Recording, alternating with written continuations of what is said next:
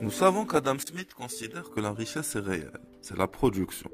De plus, il rejette le concept de richesse monétaire, puisque pour lui, c'est la production équivalente à une quantité de monnaie qui lui donne de la valeur. De ce fait, la monnaie est selon Adam Smith qu'un simple voile, et en tant qu'intermédiaire des échanges, elle nous permet juste d'observer l'activité économique sous forme monétaire.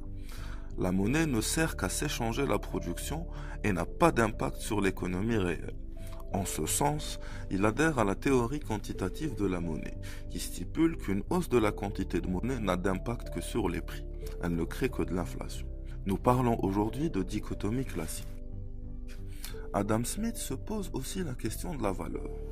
Depuis Aristote, nous considérons que chaque bien a deux valeurs distinctes, la valeur en usage et la valeur en échange.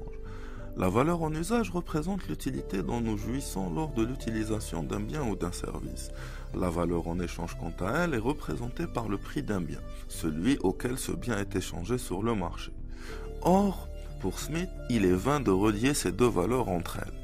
Il écrit « Il n'y a rien de plus utile que l'eau, mais elle ne peut presque rien acheter. À peine y a-t-il moyen de rien avoir en échange. Un diamant, au contraire, n'a presque aucune valeur quant à l'usage, mais on trouvera fréquemment à l'échanger contre une très grande quantité d'autres marchandises. » Ce paradoxe de l'eau et du diamant permet aux penseurs de rejeter la possibilité d'un quelconque lien entre la valeur en usage et la valeur en échange. Pour lui, c'est le travail qui donne de la valeur aux choses. Il écrit « Ce que chaque chose coûte réellement, à celui qui veut se la procurer, c'est le travail et la peine qu'il doit s'imposer pour l'obtenir. » En d'autres termes, plus un bien est difficile à produire, plus il vaudra cher, et vice-versa. Produire un diamant demande une quantité de travail importante, alors que produire de l'eau n'en demande que très peu.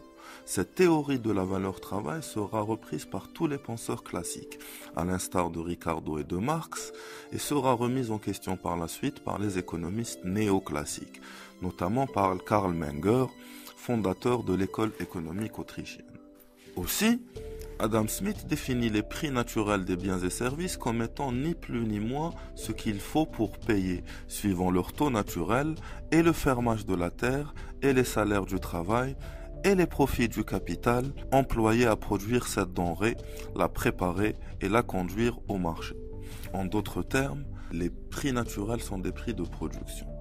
Ces biens et services sont échangés sur le marché à un prix de marché, qui est, selon lui, déterminé par la proportion entre la quantité de cette marchandise, c'est-à-dire l'offre, et les demandes de ceux qui sont disposés à en payer le prix naturel ou la demande.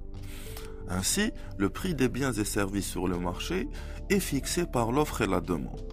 Si la demande est supérieure à l'offre, les acheteurs se font concurrence et le prix de marché s'élèvera plus ou moins au-dessus du prix naturel. Si par contre l'offre est supérieure à la demande, les vendeurs sont cette fois ceux qui vont se faire concurrence et le prix de marché tombera alors plus ou moins au-dessous du prix naturel. Quand l'offre est égale à la demande, c'est-à-dire en situation d'équilibre, le prix de marché est égal au prix naturel. Il conclut en disant que le prix naturel est le point central vers lequel gravitent continuellement les prix de toutes les marchandises.